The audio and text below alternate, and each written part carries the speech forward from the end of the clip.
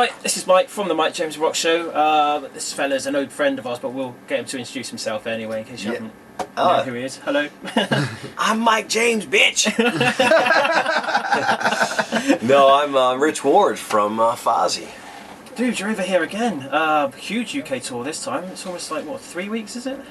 Yeah, it is. It's just at 3 weeks. Most of our tours over here, for some reason, come right at 3 weeks. We're not a 2-week band. We're not a month band. We're a 3-week band. Yeah, yeah. I don't know if that's been coordinated through management and the booking agent or promoters, but it's always like if my wife goes, "How long are you gonna be in Europe?" 21 days. It's you can be counted on. It's like gestation. It's 9 months. You'll have a son. Cool. 3 weeks. You'll have a tour. That's all you need. That's right, baby. You've been over to Ireland and up to Scotland as well. Now you're right down south, in the deepest south of the UK. Which has been the best part so far of the tour? Oh, they're all amazing in their own ways. I mean, crowds are different. Some are a little louder, some are a little crazy, some are a little drunker, some are a little bit more like enjoying the show but not participating. But you see it in their faces that they're into it. Lots of head bobbing. Yes, but they're not necessarily physically active, and it's the old men at the back. yeah. And I always see bands are like, "Oh, the crowd wasn't into it." It's like, the crowd was totally into it. You just have different expectations of what you think they should do. And for me, it's kind of like, people pay a lot of money to come to a gig. They can do whatever they want. If they want to sit around and smile and have a good time, or fold their arms and judge my guitar solos, whatever. They paid the ticket at the price. They can do whatever they want to. Who am I to tell them how to enjoy their show? Do you find people judge you on your guitar solos? I hope so, because they're freaking good. Well, it seems to be working. Your album's doing phenomenally well. When we spoke with you, I think it was last time, it was at Download Festival, you were absolutely buzzing from the reaction you got, but the album just dropped. How's it been perceived since then? It's great. I mean, if I'm being honest, I don't read tons of press, and the reason that I don't is because it used to be, when I first started making records in the mid-90s with Stuck Mojo, my previous band, I would talk with people like yourself. Like, there are people with shows. But now with the internet, everyone has a website, everyone has an opinion. So even people who are not like yourselves, who have been around, who know the scene, everyone has something to say, and a lot of times it just, there's a lot of noise. Okay, yeah. The principle of pure signal versus noise, and the more voices, the more noise that you will have, as well as pure signal. Yeah. So not everyone's a journalist, and listen, the truth is I make the best records that I can make, and I like the records I make. If somebody else doesn't like it, I don't take it personal, because there are a lot of movies that people like that I just don't get. When people say, "Oh, the Grand Budapest Hotel," is like, it's not really my thing. But it doesn't mean it's a bad movie. No. It just means it's just like something I'm not into. So if someone goes, "Fozzy sucks," or "Rich Ward, I don't like his style," or whatever, it's like, it doesn't bother me at all, because ultimately it all comes down to taste, right? You go into an ice cream parlor, and not everyone is going to like the stuff with the nuts and marshmallows in it. Some people just want to go vanilla or strawberry, and that's cool with me. Again, I tend to have a pretty limited palette on the music that I like. I mean, I like a lot of my classic bands. I love AC/DC, and I love Pink Floyd, and I love my Deep Purple records, and I tend to listen to things that I grew up on, because they are like, they're like lightning in a bottle of that moment in time. They remind me of like when I first discovered music, and there was Magic and John Lord's Hammond playing for Purple, and so I like those records. It doesn't mean I don't listen to new stuff, but I do. But I listen to less new stuff. But there's still those bands are still bands that are churning out new stuff, and they're still packing in the houses. Like some of them 30, 40 years on. Yeah. Is this something you think Fozzy's going to end up doing? Like literally, 20 years time, you'll still be jamming it out, or is I have no idea. Just going with the flow at the moment. I mean, you'd like to think that we would. I mean, we've been doing it for 15, and it was never meant to be anything other than a covers band that just played gigs for fun. Yeah. I mean, we started off as Fozzy Osbourne, and we were like Steel Panther was. We had fake names, and we wore costumes, and we had a really good time, and it was fun. And it was Chris Jericho, the funny, really outspoken. We really had a great laugh with it, and we got a record deal from Megaforce Records to do a covers album, and then we did another covers album for Megaforce, but then we were starting to put a few original songs on those albums. And then Jericho and I just decided one day that just, you know, even though it was a good laugh, if we were going to keep doing it, maybe we should just take it a little more seriously. And I told him, if we're going to take it more seriously, that requires doing more than just showing up and having fun. It requires a lot of effort and commitment, and because then we will be judged the same way that Deep Purple is judged. And truthfully, as a part-time band, which we were, Chris was an active wrestler, and singing was a part-time thing for him. Yeah. And we were active in many other projects. Fozzy was just one of those projects. And I look back at YouTube clips of our early shows, we weren't very good. And the reason we weren't very good is because we were almost like a new band who had just kind of come together, because we played so few shows. Even though we were putting out records, we were only doing 20 or 25 shows a year. Is that all? Yeah, and we weren't in a van together. So it wasn't like we were growing. You know, like a young band will get in a van and a trailer, and you'll play like 250 shows. And, you know, just play every dump. But it's important to play those dumps. I did it in Stuck Mojo, and that's why Stuck Mojo was such an amazing band, is because we did that rites of passage.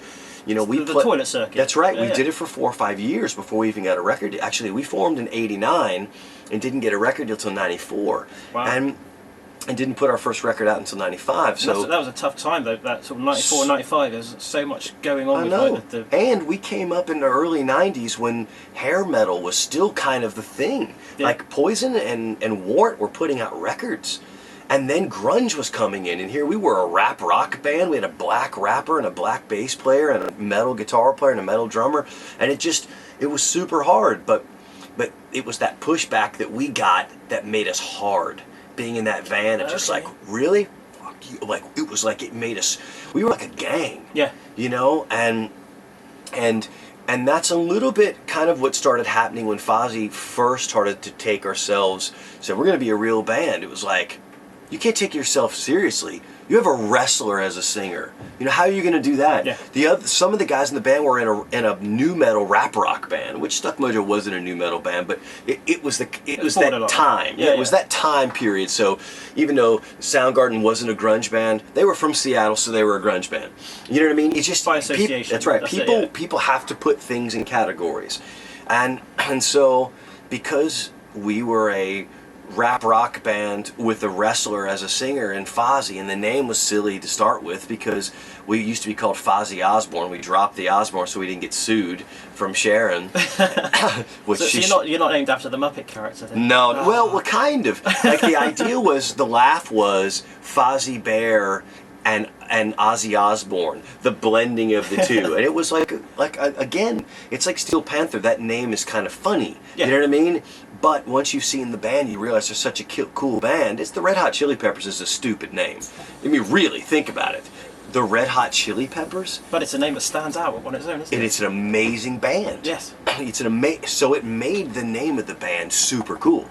And I think we've just had to work harder than most bands because we've had some stereotype to overcome. If Ziggy Marley decided to be in Slayer, people would be like, nah. No, like, he'd have to work 10 times harder because he's a reggae guy. And so we've just had to overcome some stuff, and fair enough. But that kind of makes you tough, you know? There's a cheesy line from a Rocky movie that for me, even though it seems cheesy, has been kind of my mantra my whole life, which is, it's not how hard you can hit, it's how hard you can get hit and keep moving forward. That's a great fighter. You know what I mean? A great fighter is the guy who can take the hits and keep moving and not be scared, because, as you said, you look at reviews and stuff, it's like, people will just destroy you, and you just have to wear Kevlar, you have to be bulletproof.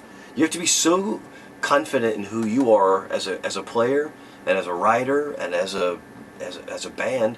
You just can't listen to the noise. No. Because after a while, I mean, I'll be honest with you, I know a lot of guys in big bands who spend a lot of time online reading their press, and it drives them nuts. You do yourself in, don't you? Drives them nuts. And I was like, why do you do it? And if you do, why don't you just laugh? it's funny what some people say. You know, it's like when people make fun of you, if you're confident in your own skin, if you're dating a girl and you've been going out a couple times and she says something really dick move to you, if you know it not to be true, it doesn't bother you. No. It only bothers you if there's a hint of truth. You know what I mean? Yeah. And that's why it's important to, if you handle yourself in a respectful way, you treat the promoters with respect, you treat your fans with respect, you work hard as a band, then you're bulletproof. Because words just, you know what I mean? You don't worry about it. And as tough as it may be to have Stuck Mojo fans who are purists say Rich Ward sucks because he's in a band with a wrestler, it doesn't bother me. I love being in a band with a wrestler. He's a friend of mine. He's a great entertainer, and we make great records and we have great live shows. What do you want me to do? You want me to quit a band because you don't like it? There's 10 million other bands that you can listen to without having to like mine. That's the beautiful thing about the world. Like, you could go listen to Dimmu Borgir, you could go listen to frickin' ABBA. There is lots of stuff out there, and it's not gonna hurt my feelings if we're not on your top 10 list. But you guys covered ABBA as well on that last album. We sure did. God bless ABBA. Yeah? Yeah, I love the 70s. I'm 46. I was born in 1969, and my mom taking me to school, my dad left us at an early age, and my life was basically my mom, and then my sister was 5 years younger, and so many memories are tied to riding to school in the car and having AM radio and listening to like what were the hits back then. You know, it's like music was cool in the 70s. There was something, there weren't computers. Listen, I make records on computers because that's the way you make records now. It is nowadays. Yeah. Like, you could make records on tape. It's almost impossible to find a working tape machine. It's almost impossible to find tape stock to put on the working tape machine. Like, it's like finding a dinosaur egg. You know what I mean? It's like we're talking about something that's almost extinct. Well, dinosaur eggs are bad example. Sorry, but the last record I did on tape was in 1997, Blimey. and I loved it. It was great, but since then there's been CDs, and even those are obsolete pretty much now. Yeah, everything's been done digitally. Yeah. But there was something magic about the idea that a band writes songs together and they rehearse them to death, and they get in there and everybody in the band can sing and everybody in the band can play, and if the bass player wanted to, he could get on piano and play. It's like, that was like everyone was such a badass. You know what I mean? It was like weird. Like, you know what I mean? Like, and I think part of it too was that growing up back then, there weren't tons of records being released because there were only like 15 labels, and every label put out a few releases every year. So it wasn't like thousands and tens of thousands of releases like there are now. Like, there may be in any given month 100 to 200 metal releases, and some are on super small indies and some are self-released, but there's so much material out there. And I think what ended up happening was, imagine if football, American soccer, call it, but imagine if there were 10,000 teams. There wouldn't be like, every team wouldn't have amazing players. No. But in the Premiership, there's only 20 teams, which siphons out a lot of players that are crap. Yeah. You were only the elite get to play then. And so I think back in the 70s, it was almost like, to get to that top level, there was a certain process that you had to go through. Now, were there teen idols that maybe weren't as talented as, say, Toto, or, you know what I mean, or like, you know, the Ohio Players or something? Of course, there's always going to be some people that are going to squeak through because they have great charisma or personality, but still, those were like the exception to the rule. There were a lot of, even Michael Jackson, even though he's a pop star, he could sing his ass off, you know, and in any case, so the idea of doing something, a cover, I suggested SOS because I thought the song, the verses are really sad, right? You know, it's... You guys seem to make it sort of more upbeat and stuff, but well, the choruses are like Cheap Trick or like Thin Lizzy. It's like a rock song. Yeah. And then the choruses are sad. It's a great song because, you know, SOS could have been recorded and written by Queen, right? Piano, lovely melody, and then the rock part, and still around that same era. Yeah, that's exactly right. And I also love that era because there weren't any rules, right? Like now, if like you're Machine Head, you couldn't, like, go too far outside of who you were, because there would be some criticism, because Yes. people put you in a category. You are this kind of band, and therefore you must do this kind of music. In the 70s, you had Freddie Mercury doing like piano ballads and full-on balls-out rockers, and then these really weird ragtime songs, Yeah. and then rockabilly songs. And the lyrical content sort of completely Yeah. changes. It's I love crazy. that, and I make records like that, and sometimes it doesn't always get reviewed well, because they'll say, "Wow, the songs are all over the map," but those are the bands I grew up with. Those are my influences. That's what I love. So, I always told people, I will make the kind of album you want me to make for $5 million. You know what I mean? It's like, because think about it, going to work. People don't pay you for the work that you do. Because most people that go to work, it's generally because they either really like it, and this is their career path, or it's kind of they just do it to get by and get money. So if you're doing it just to get by and make money, then the paycheck is just to how much shit will I tolerate for how much money. Yes. Do you know what I mean? Yeah. It's really like if you work in a restaurant and you think, how much money am I going to make in a night? And is it worth it for the shit I'm going to have to put up with slaving over a grill, or being a waiter, or I think we all know washing that one. dishes? Yeah. Yeah, me too. I mean, I mean, I've worked in a million restaurants, and that's what I always had to ask myself was, how much work am I going to have to put up, and what value do I put on that? How much crap am I going to have to put up with? And that's why I said, it's like I've with some other people outside of my own bands, but for very short periods of time, because to play in a really big band that isn't mine, meaning I'd have to play somebody else's music, so I wouldn't really have the emotional connection to it. It would basically be like being in a covers band, because you'd be covering someone else's songs. Yeah, yeah. Be like They a would have- sub-teacher, That's isn't right. it? Yeah. There'd have to be a check attached to that, and then I would have to assess, how much do I want to play in that band, and how much shit am I going to have to put up with these guys, and how much money would it take? Yeah. In my own band, I'd play for free, because I love it. Yeah. So there's been tours we've done where I've lost money, where it costs money to go, because I want to do this tour, and the expenses of going and traveling across America, and these huge drives, and having a road crew, and having equipment, and just the cost of gas, and all the things that It's you not have cheap to. being on the It's road. not. And sometimes you make great money, and that's offset by the times that you lose a little bit. Yeah.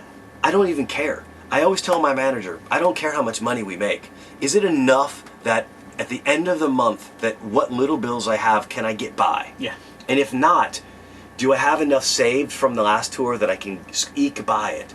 For me, again, it really comes down to, I love playing guitar, I love being in a band, I love making music, I love gigging, I love making records, and when I was 16, I would have paid any amount of money to do it. And I try to keep that in mind, that now that I'm 46, many years down the road, not to lose sight of that passion of why am I doing it? No, Having it's pure cool. pure motives. Again, if Whitesnake wanted me to play, if David Coverdale wanted me to, I love Whitesnake, then I'd have to say, okay, I'm playing somebody else's songs. What would it take for me to leave my bands? Yeah. What's the price? But so That's yeah. why it's named. It's been so insightful chatting to you this Yeah, evening, man. man, Thanks of very course, much. yeah. Look forward to you coming back to the UK, man. It's Listen, always a as pleasure always, chatting to you. yeah. Thank you. Mike James, bitch! Thanks, man.